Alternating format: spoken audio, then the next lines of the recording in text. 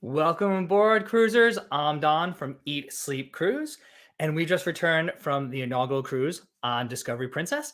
And we're here to talk all about this brand new ship. Oh my God, I did not just freeze. Oh my God.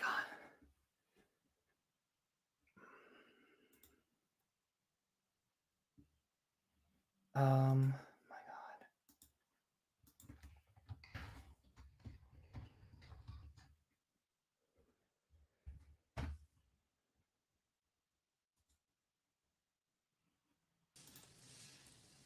Sheri, I don't know if you can hear me or not, but I I think I'm frozen can. already.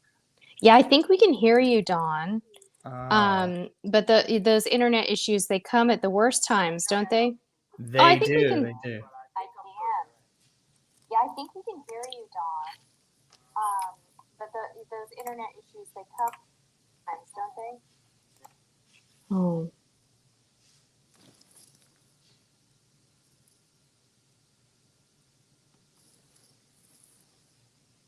We're working on it, guys. Poor Dawn's internet is frozen. So I don't know if you can see me. Maybe type into the chat and let me know if you can see and hear me. Um, Dawn was struggling before the stream. Here's All right. back. Am I Okay. back? I see you. Yes, you're All back. right. Woo! What a way to start a show. Like, leave him hanging. Yes. Maybe let us know if you can hear us now, folks. Yes. So, Let's see. without further ado, we already have Sheri from Cruisetipstv here to help us talk about Discovery Princess. Hi again, Sheri. Hi, Don. So good to see you again. I'm sorry that I missed you guys when the day we were getting on the ship. I had hoped to run into you, but it was just, it was the launch of a new ship. What do you expect? It was a crazy, hectic day. So, yeah, we missed getting to see you on board, but now we get to talk about it after the fact. So, for folks, of course, who don't know, Cruisetipstv, Sheri is a Princess Cruise expert. So, we asked her to join us.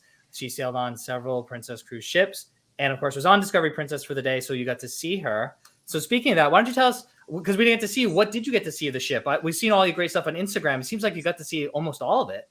I did. I think I got to see almost all of it. I realized afterwards there were a few things that I missed, and I can't remember right at the moment what it was that I missed, but I'll tell you when I think of it. But I like to tell everybody my latest joke is that I got the 3-hour tour, which was really fun.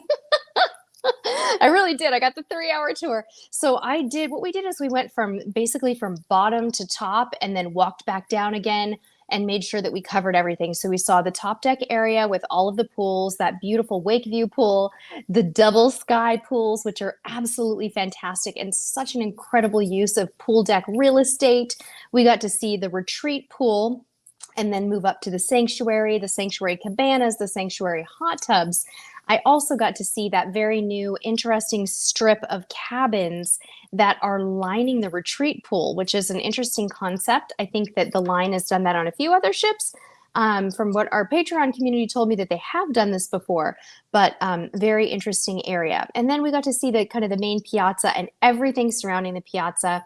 No staterooms this time for me, Dawn, but a beautiful look at the casino and the theater, the Princess Live, and all of the main attractions, I guess you could say.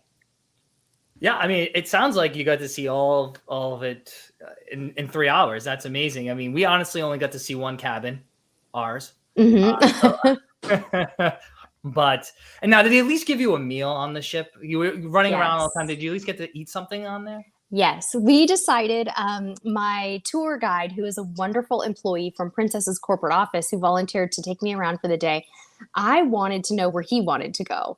And he loves the pizza on Princess, which we all know it's the best Princess at sea. It's so stinking good. And so we went to Gigi's, and it was crowded. It was crowded on day one, but we did get a seat pretty immediately. And I had we had antipasti, a salad, and then I had this really interesting eggplant rollatini instead of having pizza. But my buddy who I was with had pizza and it looked so good. Though, when we were up in the buffet, it was a mouth-watering experience. I mean, they had it just everything just looked so glowing and clean and beautiful. And they had martini glasses full of all these beautiful single-serve salads. And I was like, okay, it's a good thing I'm not hungry right now because I was just gonna grab and eat. It looked so appetizing. You're making me hungry. We got to eat at some of these venues, just kind of reminiscing. I agree with you. Like the best pizza at sea by far, right? Gigi's, and it was busy like the whole cruise because I think people just know about it and they like start lining up before it even opens.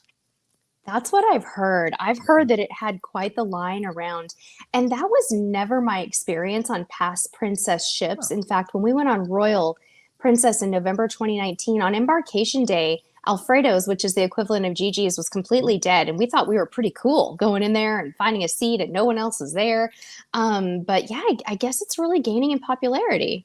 Well, all your great content about it, people are hearing about it from social, and now it's no longer a secret, right? It's everyone going there and taking advantage of it. But even though there was a little bit of a wait, it went by fast. Like we only got to eat there once just because of everything, but it was well worth it. Did you love it? Did you have the pizza?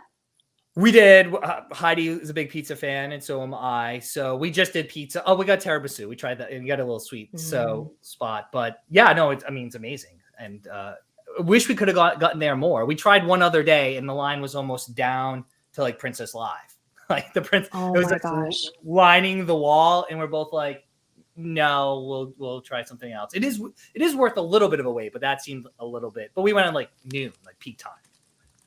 Yeah, I thought I saw that when I was reading your trip report that the day that you tried to go, there was a line stretching back. I can see how it would be that way. It's popular. Did we lose Dawn again, guys? I think we might have. We might have lost you again, Dawn.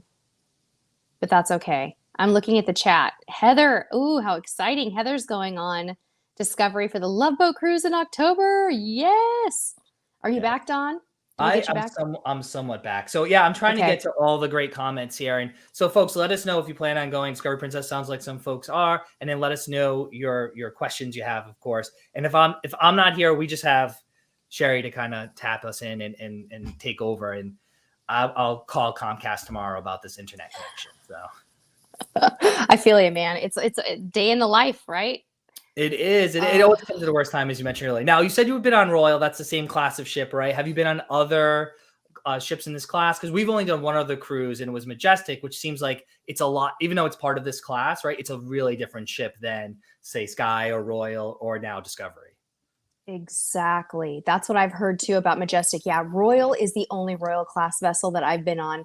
I'm kind of an old school princess girl. We've been on 10, but they've been on mostly the older ships. At the time, they weren't always older. Like when we went on Diamond Princess and Sapphire Princess back in the day, my husband and I's first cruise together, that was actually a new ship at the time. So we really like those older classes of ships. The Diamond, Sapphire, Grand, Golden, Star have been some of our favorites. Even Caribbean Princess down to the Panama Canal have been some of our favorites. But no, we haven't really caught up with all of the new ones. We haven't been on Enchanted or Majestic or Sky, but we'd sure love to. Yeah. Oh, so I mean, we're mega ship people, so of course you got plenty of time to do it, and that'll be interesting too. Because if folks ask some of the differences, that's why, of course, we asked you to join us, and we got Greg here who's doing it back to back. Right. I wish we could have spent more time on the ship. That would be nice, right, Sheri? Yeah, it really would have been nice. And I mean, even you guys must have felt like with your week, it must have even felt like you couldn't do it all. Like you were saying, you only got to go to the pizza place once. This is a pretty big ship for Princess. There's a lot to do. It is. It is. It's 145,000 gross tons, and several dining places, the bars, as you mentioned, multiple pools. Which actually, surprising, the pools were one of the places that weren't that busy. The Wakeview pool, I would have thought would have been busy all the time. You could actually get seats there. You could get in the pool. I know you have a great shot on Instagram of you near the Wakeview pool, but I think maybe the weather wasn't, I don't know what we expected, to be honest. We didn't pack appropriately. It was a little bit chillier than we thought it would be. So that might have been it. Maybe the weather played into like why certain venues were busier than others. Mm-hmm. Was it cold even when you guys were down in Mexico, or just going and coming? Just going and coming. Yeah. Yeah. The 3 days we had at the ports of call. So for folks who know, the first cruise was a Mexican Riviera. So it was Cabo, San Lucas, Puerto Vallarta, and Mazatlan. But Mazatlan was in the middle of those. No, once we got there, we got to Cabo at noon. It was like beautiful those 2.5 days. And then as soon as we kind of turned around, getting there that first day, a little chilly, and then turning around, it's like we left the heat behind us. Yeah. Yeah, it's pretty typical. I mean, sometimes I guess you luck out with these West Coast cruises and you can get, You can get warm the day before you get to Cabo, a little bit warm, but it's pretty common to have 4 chilly days. And springtime off the California coast is not warm. It's not warm. Did you see Irish in the USA's question there? Oh, I missed it. No, where are we? Sorry, I'm scrolling.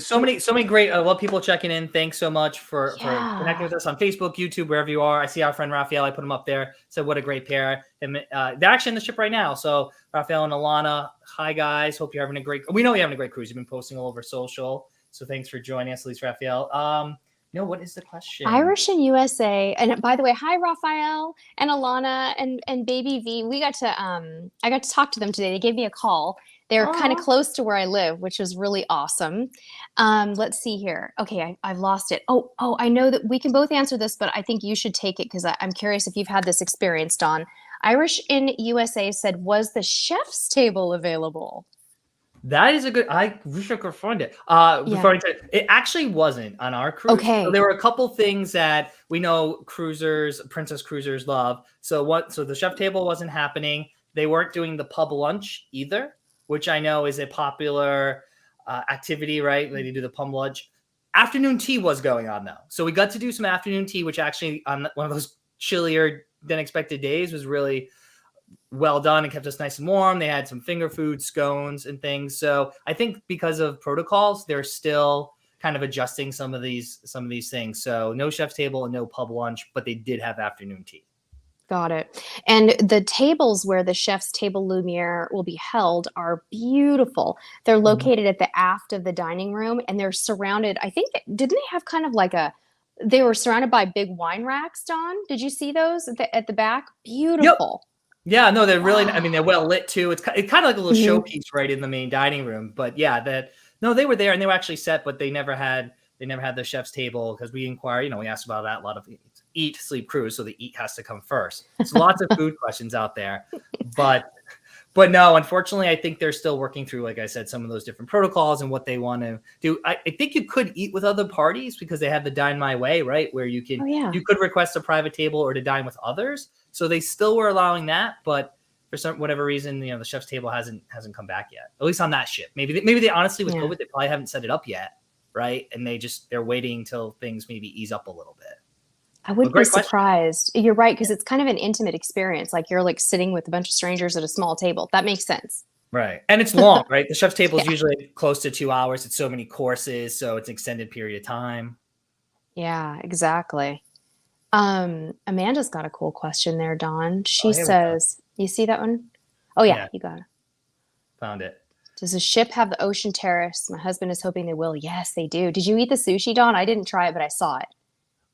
We didn't try it either. Heidi's a picky eater, so we did. But we got to some people were traveling. So full disclosure, we're a part of a media trip, so we were invited by a princess. Always want to put that out there. And we know some people who did, but we never got there. We did do some other specialty dining, but it's just another reason to go back there and try it out. I don't know. We've never had the sushi. We're not big on sushi personally, but we have it a couple of times. Have you had it on other princess ships? Come to think of it, no, I haven't had it on other princess ships. And I like rolls and Japanese food, but I don't like raw fish or sashimi. So I'm kind of with you on that. It would have to be like a whole Japanese dining venue or just like basic California roll for me to go for it. So it probably wouldn't be my first pick, but it is a beautiful venue. I love just the way that it's kind of open and you're sitting in the bar there with these really bright yellow chairs and it overlooks the piazza. It's really pretty. It'd be fun to get a light bite. Yeah, no, it's a perfect location, right? And exactly. So if you're in between shows, you want to go to the crooners or wherever it is, like the location is really ideal next to things. So definitely give it a shot and let us know, Amanda, if you guys do, if you like it or not. I know other folks who went there said they like it and they eat sushi. We're not as huge on sushi, so but we do eat almost everything. I think let's see, we had another question here. We can take this one, and I think Raphael and maybe Alana can let us know. When we were on the sailing, it was at 63% capacity, so about 2,300 passengers. So I think it's similar this week too, is what we've been reading online. And I felt like that the ship handled it, but someone also told us, one of the crew members told us it was only about 70% of the crew on board, which I found interesting, Sheri. What was the percentage of crew again, Dawn? He said about 70%. So 70% cruise, 63% passengers. Huh. That's interesting. yeah. I wonder if they're going to be scaling up for the Alaska season. I've heard that they're getting really busy this summer in Alaska especially for the traditional Seattle runs, not as much for the open jaw, Whittier, Vancouver ones. But I'm curious if that's going to keep going up. And if it does, are they going to match it with the staff? I would hope so. The first cruise, there's always some, things that they're working out, I think. And if they're going to ramp up passengers, which we know they will, Princess is very popular in Alaska. We actually sailed, that's where we sailed on Majestic in Alaska. We had an amazing time. I think you need to have the staff, because now this ship is like most of the ships in the fleet has a Medallion class experience. And there are definitely sometimes we're talking to waiters, like, sometimes they just get hit with like 100 drink orders all at once, right? Because of that, where people move around the ship.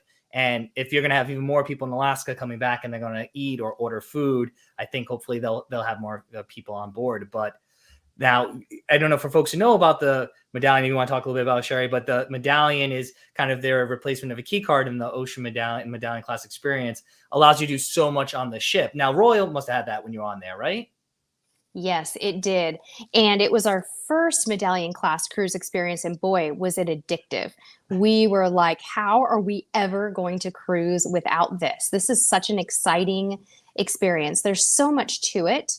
And it's not always perfect. They're still working out some of the bugs on some of these ships, and you just have to be a little bit patient with it. It has good days and bad days, but it's just absolutely wonderful. So it makes the check-in process very smooth. You should, in theory, when everything is working really smoothly, breeze through a very touchless and contactless embarkation experience with that Medallion. And that was our experience on Royal as well. It was, I mean, we never stopped. We just basically kind of, we were like I felt like we were on like a little track going through the embarkation terminal to get on the ship, and it was wonderful. And then, of course, like Dawn said, it is also your cruise card, but the beautiful thing is it opens your door. So as you approach, when you're a few feet away from your door, it says, "Welcome, Dawn and Heidi," and your door opens, and you just kind of push it open with your hand, which is absolutely wonderful when you have a couple of cups of coffee in the morning. But so much to it. Like Dawn said, you can order food and drink around the ship and have that brought to you as well. We tested it on our cruise, and we ordered a martini when we were in the chapel. And sure enough, you can have a drink pretty much everywhere. There's some like dead zones, I think, on some ships, and they'll tell you, hey, it's not going to work here. The app will tell you, but boy, is it great. And it really does spoil you. Oh, yeah. I mean, I don't know why other cruise lines haven't done this yet, right? I think a couple have tried, and Princess was the first to say, we're going to take the investment because, of course, because everything is wireless, as Sheri mentioned, you do need to have the technology, right? And I mean, just the fumbling for that key card. And then Heidi would always yell at me because I was in charge of both of them, and I inevitably lost one of them or both of them throughout a trip. So it's like, you're wearing your key cards. I can't lose it. And yeah, you have your coffee in the morning, like the door just opens for you. It's amazing. And yeah, embarkation, actually using the technology was fine for us. And then getting off the ship, Vicky was telling us that soon you won't even have to bump the thing. They're working on creating the sensor. So you literally close enough and it just scans. So it's not that it's tough to go boom and get off the ship, but they're always thinking of ways to kind of improve it. So it's fleet ride right now. The Medallion class experience, basically during the pause, they've upgraded almost all their ships, or all of them by now? All of them. Yeah, they did it all during the pause, and I think it's so cool. So every Princess cruise is a Medallion class cruise, and I think that's good because I think there was some confusion around the concept behind it before. I think some people thought, does a Medallion class cruise cost more? They thought it was a class of cruising, like the Yacht Club or the Haven. It's like, no. This is complimentary. This is included in your fare, and it's part of the cruise experience for everybody. I think there was some resistance to it in the beginning. You have people thinking, well, is it tracking my data? I don't want them to know where I am all the time. It's Big Brother. But I think that's faded.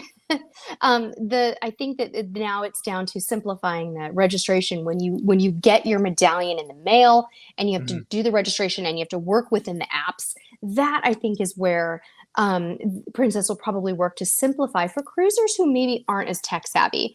There's probably a lot of boardroom conversations at Princess about how we make this really, really easy for everyone. from start to finish and make sure it doesn't complicate any component of the cruise.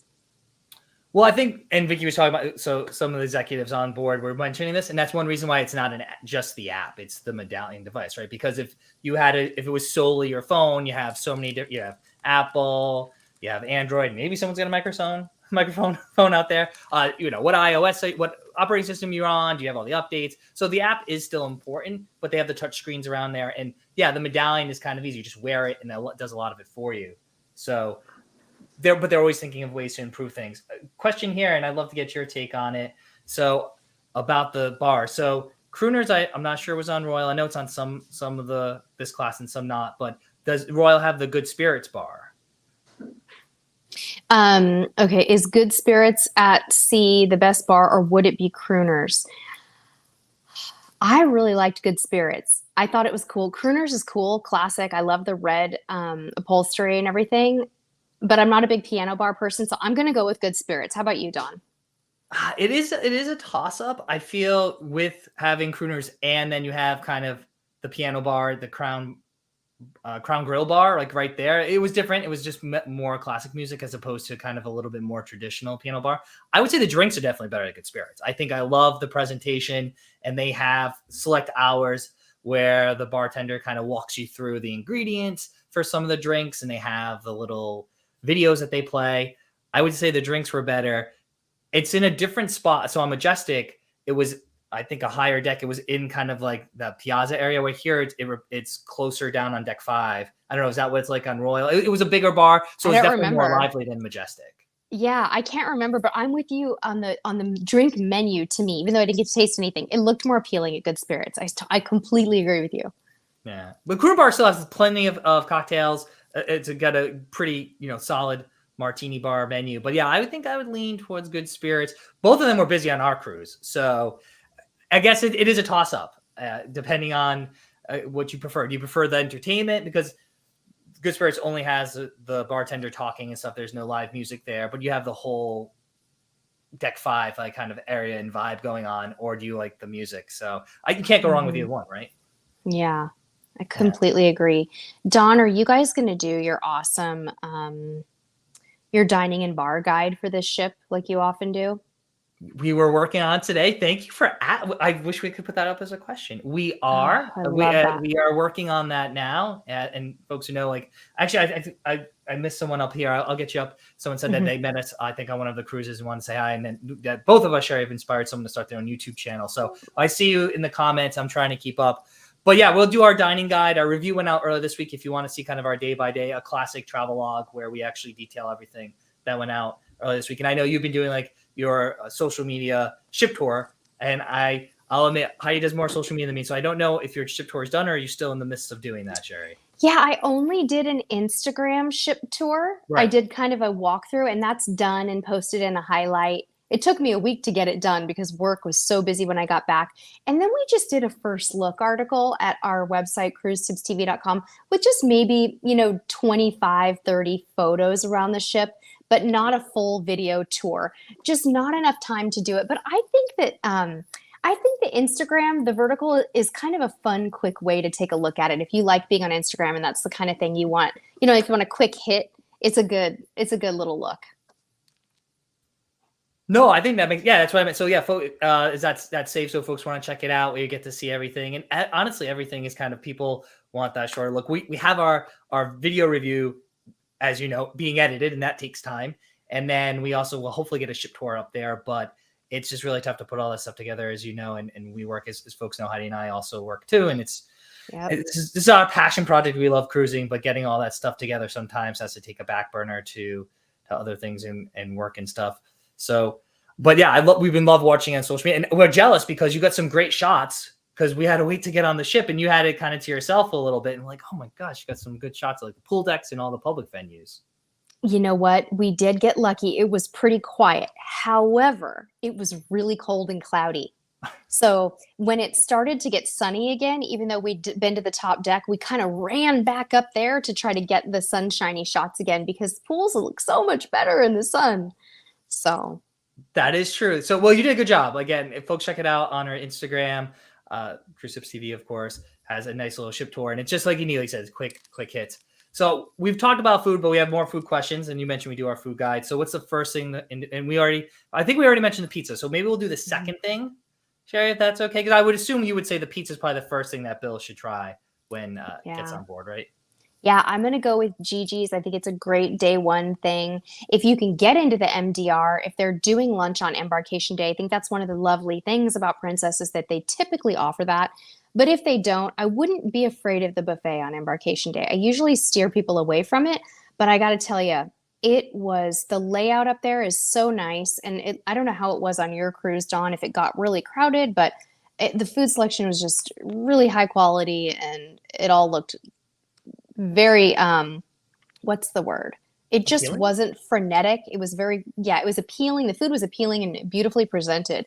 How were the buffet crowds, by the way, up there during the week? I'm curious. Yeah, so total disclosure, we didn't Yeah. do the buffet at all. We ate, Oh, we ate wow. breakfast once because there are so many food options. It is massive, right? So Yeah. I don't know why they do this, but they have like two names, right? The first part's like the Horizon Bistro, second part's like the World Fresh or the Marketplace or whatever.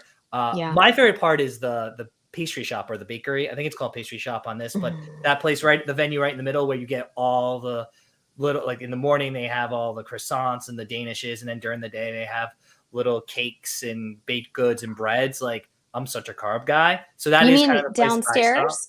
International Cafe? No, in the middle of the Oh, buffet. in the middle of the buffet, the pastry shop. Oh, okay. So that's the part of the buffet you did do. Okay. That's the part we did do because we were on deck 14, so it was close. We could get food there quickly. We did eat like a more sit down breakfast one day where we had kind of your, the custom omelets and all the other stuff. Heidi does like breakfast. Heidi's my wife. The princess folks remember. But yeah, honestly, we didn't really eat in the buffet because there's so many other options on the ship between the pizza and then I actually like the salty dog grill, right? That's right on the pool deck where you can get like burgers and hot dogs, fries. They have chicken sandwiches. They have a little bit bigger menu than you typically find in a Lido deck quick service place. So that would maybe be so the pizza, of course, that's like a given. And there's actually the sliced pizza place on the pool deck too. But I would say if you're not a pizza fan, I would try the burger joint, like the salty dog grill there. I think that was, and it was quick. Like they just pump out the food there. Do they have a salty dog gastro pub inside next to Crooners too? They do. It's a deck down, so it does get a little confusing, right? Because there's two places called Salty Dog, and that sounds similar. So they do have the gastro pub. We actually ate there the first night, and it's a modest upcharge, but you can, like a specialty restaurant, but you can select multiple things, and it's so it's on deck 5, so it's maybe a little bit different place. It was actually pretty quiet there so the food was pretty good. I would say for a gastropub though, I was expecting a little bit bigger of a beer menu. So for folks out there who are really big into craft beers, honestly, no real cruise ship does a great job with their beer places, in my opinion. But this is that venue on Discovery Princess, so that's where you go if you want a little bit wider of a beer selection than you might find on other venues on the ship. That is really good to know. Maybe Bill will go have a burger and a beer now when he gets on board. Maybe. I'm trying to find some other questions and I'm frozen, I can see. We can hear you though. Yeah. Well, folks, people love the International Cafe. I love it too. So hold on one sec. Yeah. I'm looking too for other questions. Maybe what we could do too is if we missed your question, retype it into the chat for Dawn. I love Liberty Cruiser. What I love about the International Cafe is that you can go down there, you can get your coffee, and you can do like a warm breakfast sandwich or something instead of having to do, maybe you don't want to do like pastries or room service or whatever. I love that. And I also love the little salads that they do throughout the afternoon. I think that's the best. Mike and Cheryl said, lots of coffee talk at the International Cafe. Yes, best. I see you again, Dawn. Yay. Yeah, this is just not good, boding well. I apologize. So we are big fans of International Cafe too. Actually, I think it's one of the better 24-hour cafes of any cruise line because, as you mentioned, the breakfast sandwich in the morning, but I feel like throughout the day, they have like a wider selection of smaller things to eat, like sandwiches. They have those little chicken pot pies, which are addictive, and some of the other options that you can get basically all day. Yeah, it's awesome. It's like after you've done a really busy port visit or shore excursion, if you want to just hop back in, it's nice that it's on a lower deck. too, like where you get back on the ship, grab something on a lower deck, quick snack to tide you over for dinner if you don't want to go all the way up to a buffet area for a cookie or a snack. It's really nice. Love it. Let's see. I'm trying to. Well, if you have more questions too about Discovery Princess, let us know, or Princess Cruises. That's what we got Sheri here for. But we did have this question a little bit earlier. I thought it'd be interesting, so we can throw it out there now while my internet's still working. Any bucket list? Yeah, what's some cruises maybe you have planned this year and next year, Sheri, that maybe you've been holding off of, and like now that hopefully we're beyond all this stuff, you're gonna go do something that's you've been waiting to do for a while. Yeah, I mean, everything's on the bucket list now just because it's like it got backed up Right. over the last few years. I think it's different for everyone in my family. We all have different ones. But the one common theme between the three of us, the one that if we had to all pick the place we'd probably go tomorrow if we could, and we were really trying to get there this spring or summer, would have been going back to Japan. We were there on Diamond Princess, gosh, say maybe 2017, and it was a 12-night cruise. Wonderful, one of the best experiences of our life. So I think if I had to pick that one, would come up. I'm also obviously really eager just to get back out exploring anything and everything again, because we've been sticking close to home since the restart with the Caribbean and the Mexican Riviera exclusively. So getting back over to Europe would be great. Antarctica would be great. Ooh. How about you, Dawn? Yeah, right? Oh, yeah. I think Antarctica. I mean, you stole ours with Antarctica. We were fortunate. We went to Tahiti February for my birthday, so that was kind of one on our bucket list. So we cruised with Windstar Cruises. That was amazing, and so that was one of the ones we kind of got to check off this year. But I would definitely say in the next couple of years, we want to get to Antarctica. There's a lot of great new ships that are sailing there, new expedition ships. Mm-hmm. So we would do that one. And I think I agree with you, getting back out to Europe. We've only really been out and done Northern Europe, kind of the Baltics region. Mm-hmm. And we've never done like the Mediterranean or any of that, Greece or any of those places. So those are definitely kind of high on the list. But like you, I think because of multiple reasons, most of the cruises we've been on so far, actually the Mexican Riviera is the farthest we've gone. We've done kind of just the East Coast, the Bahamas and the Caribbean. We're based in Boston, right? So that's actually the furthest we've gone is out to the West Coast. But yeah, there's so many we could choose from. But what if folks want to kind of Irish and USA, that was a great question. Thanks. If other folks have the bucket list they're doing, I see some people doing Alaska. Alaska's on a lot of people's bucket list. We've been fortunate to go a couple times. We love going there. It's a great cruise, right? Absolutely. And I've been hearing the same thing, Dawn. I am floored at how many people are hitting up Alaska this season. It is such a popular destination, and it makes so much sense. I think it's, for a lot of people in the US and Canada, of course, it feels close. It feels safe. It feels like an adventure, but yet you don't have to fly too far to get there. And you're still typically, unless you're flying over to Vancouver to cruise out of Vancouver, you're typically dealing with, pretty simple United States travel customs and COVID testing stuff. So I think it just feels good for people. So yeah. I'm kind of itching to do that too. I don't know if we'll make it. We'll see what happens, but I'm itching for Alaska too.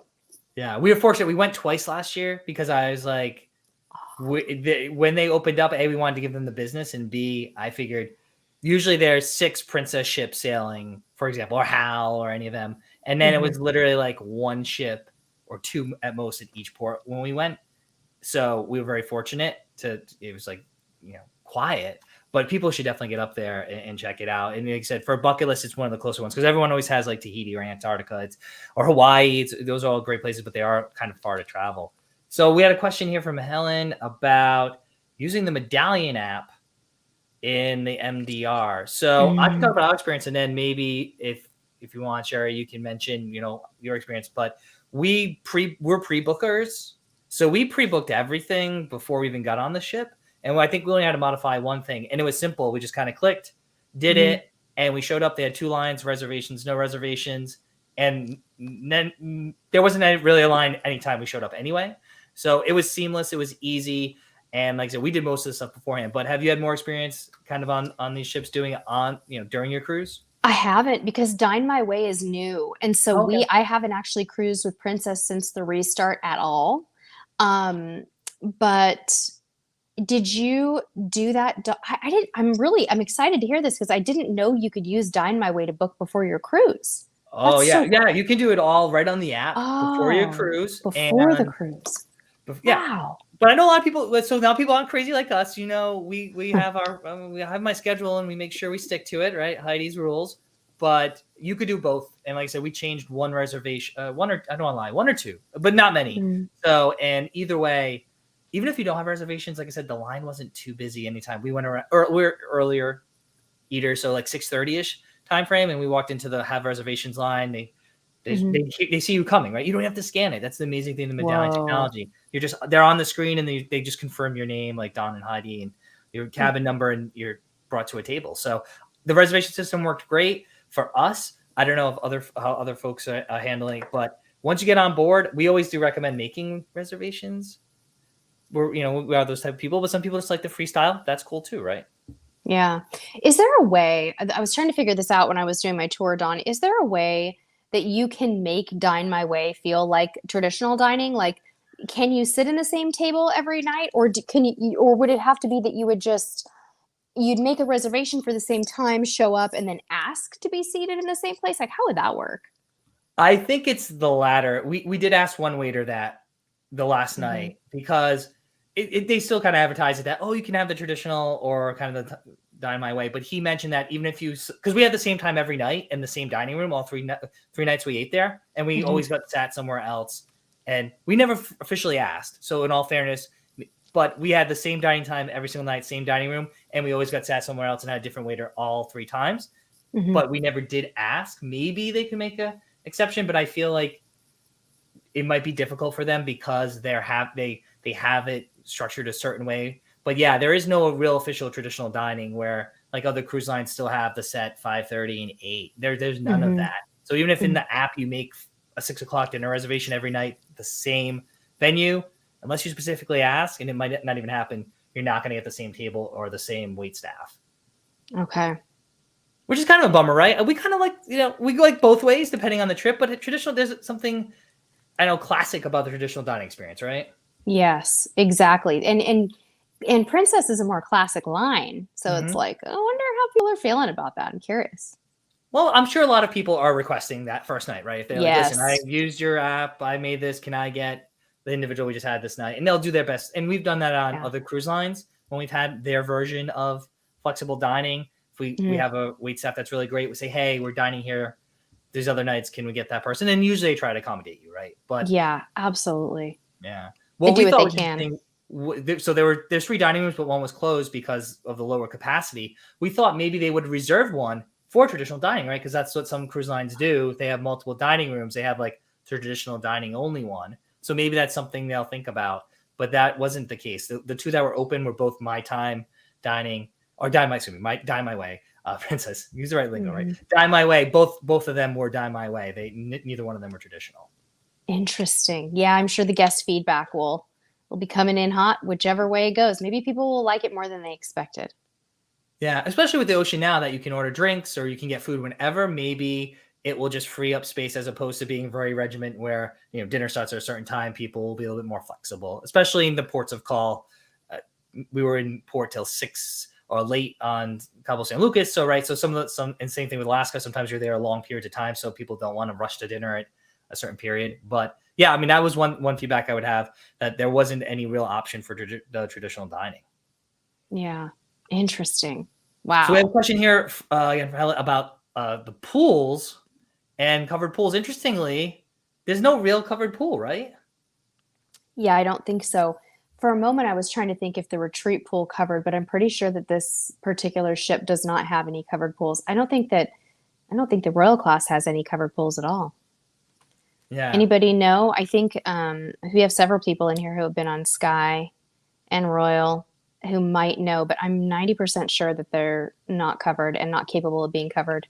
Yeah. Well, the Majestic has one, and because they have this weird kind of front fort, and I know Majestic's kind of the oddball of the group, right? Because it was originally built for the Asian market, and then it was brought over. But yeah, the retreat pool's the closest, right? Because it's more enclosed. Yeah. But it's not covered. It's definitely open, and there's like a sun deck above it, which actually is a nice little spot if folks when you look at that pool, you don't realize there is a sun deck right above it. So Yeah, and it's part of it too, right? yep, deck Yeah. 18. But that's probably the most enclosed. So you still get fresh air, but if it rains, obviously it's raining even if it's enclosed. So yeah, that's a great question. There are no covered pools. Like I said, Majestic's our only other experience, and they have like a more traditional solarium there. Heidi's gonna get mad at me. What is it? It's not called the Sanctuary. Sanctuary is what's on this Sanctuary. ship. It had a different name. Oh, Is it a Sanctuary on that ship too?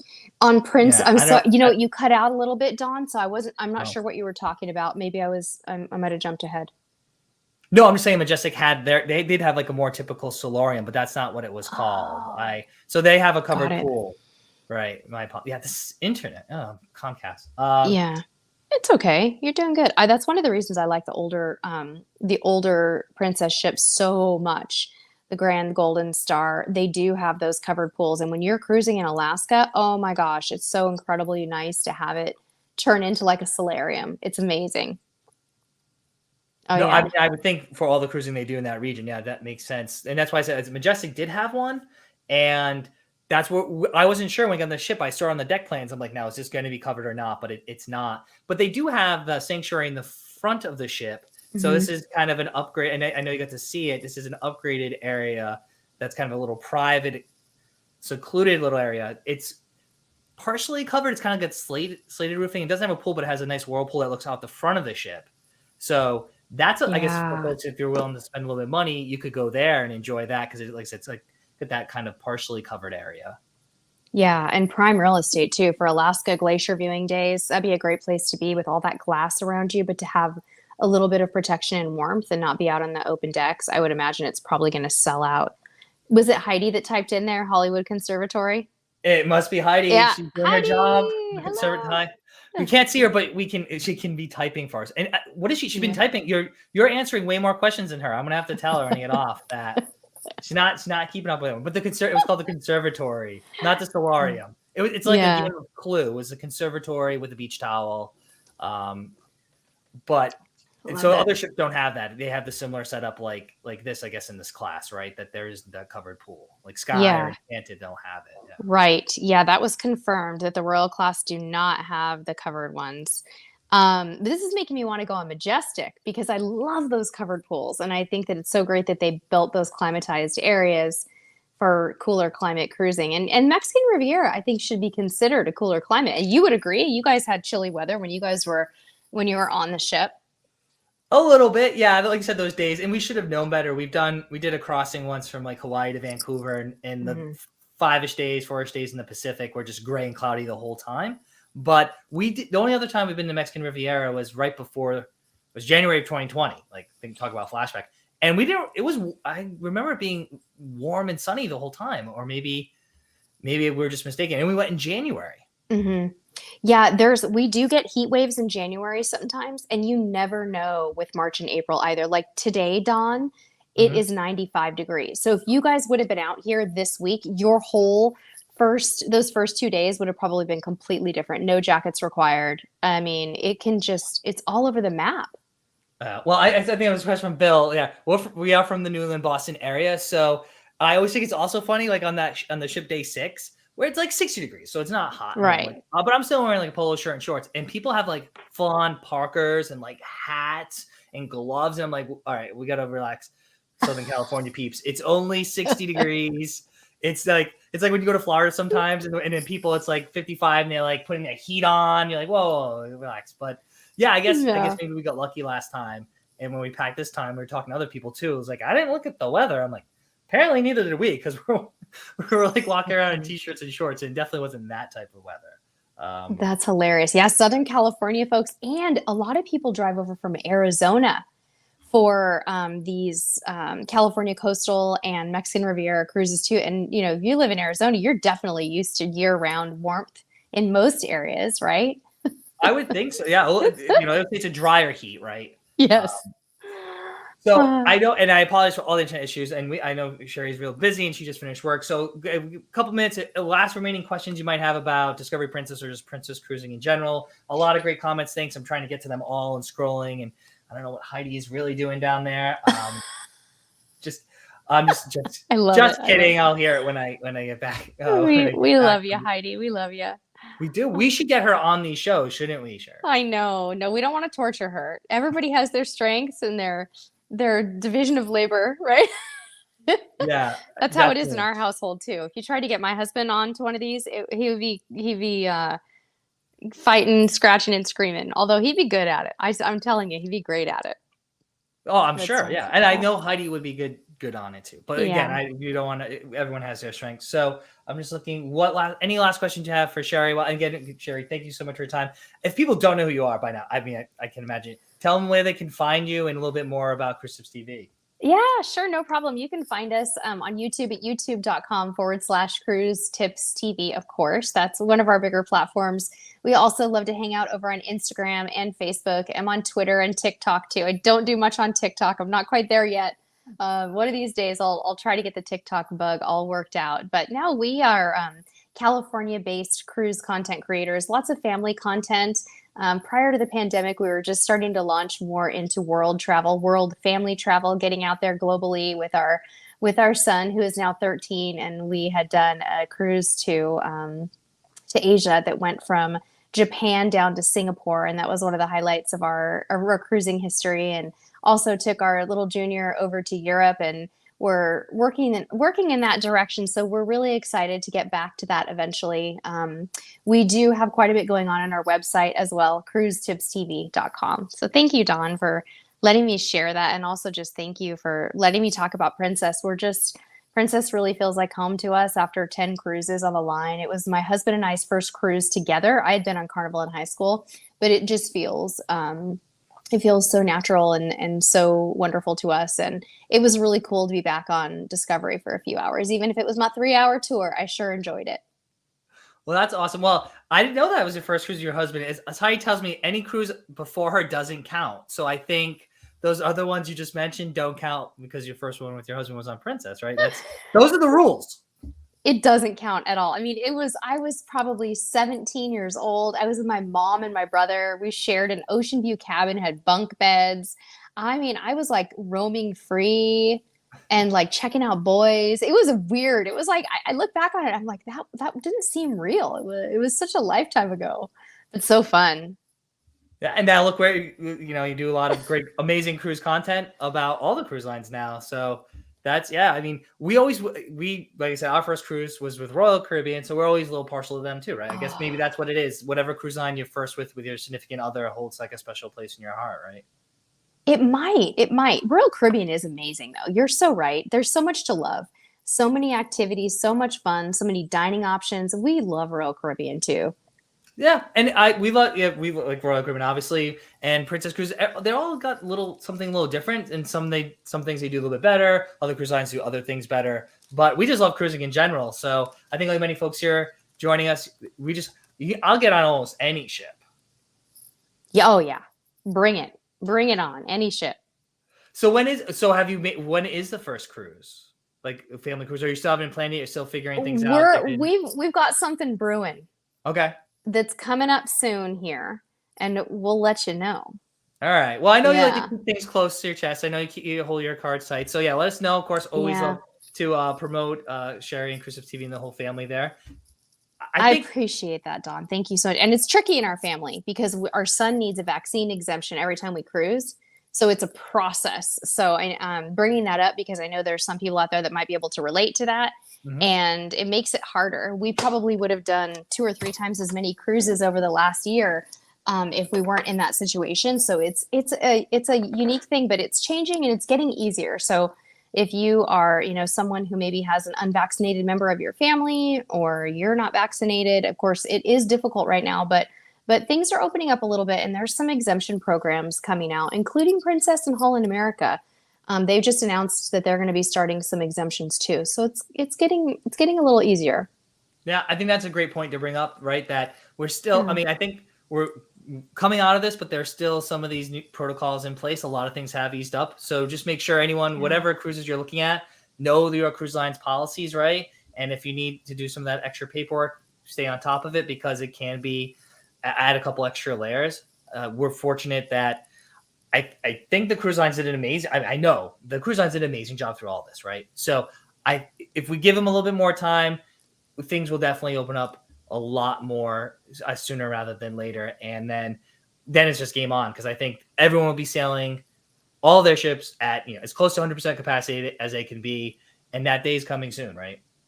It really is. I mean, I'm hearing about some Carnival ships being like pretty much full capacity, and I think Royal Caribbean's approaching 100% too.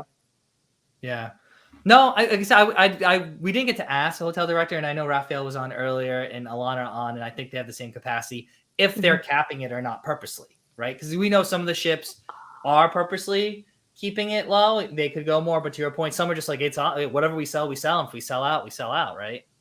That's really interesting that you say that, because Dawn, I tried to do a search on getting on Discovery Princess 2 or 3 weeks before the cruise, I think, or maybe it was a week before, and it was showing as not available. So it didn't say sold out, but you couldn't book a cabin. So I think that's a pretty good indication that they are capping it. Now that I know that they were at 60 some odd percent capacity, you couldn't book it online.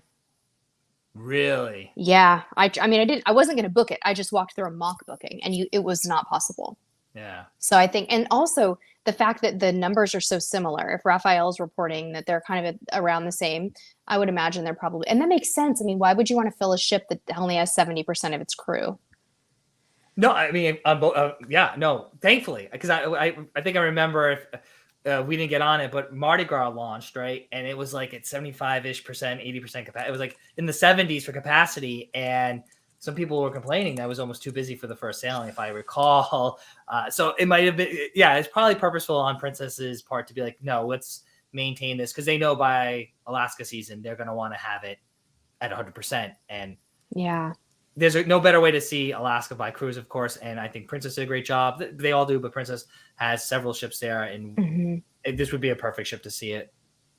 I agree. It's so true. And I think Princess, just as a premium line, they're going to want to maintain a premium experience and make sure that they can deliver, right? And also they have so many repeat cruisers.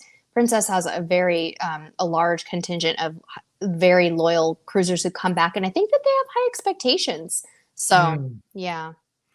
Oh, no, and there were a lot of elite cruisers on our sailing, and other probably higher tier members there too, right? So, yeah, you want to keep those folks happy, because they're the ones who keep coming back. So, listen, I'll let you go, because I know you probably got dinner and all that fun stuff to do. I want to thank you again, Sheri, Cruisetipstv, for joining us, answering those Princess Cruises questions. And we'll have to get on a ship together sometime soon, right? I would love it. Sounds awesome. Cool. Awesome. And if you're not already following Sheri on social, Cruisetipstv, right? And if you're Eat Sleep Cruise all over social media as well. And now I'm going to get yelled at by my wife. Heidi, be gentle on him. Yes, be kind, be kind. So thanks again, everyone, for joining us. And Sheri, we'll see you on the high seas sometime soon. Sounds good. Awesome. Thank you so much for having me. Bye, everybody. Bye, everybody. Good night.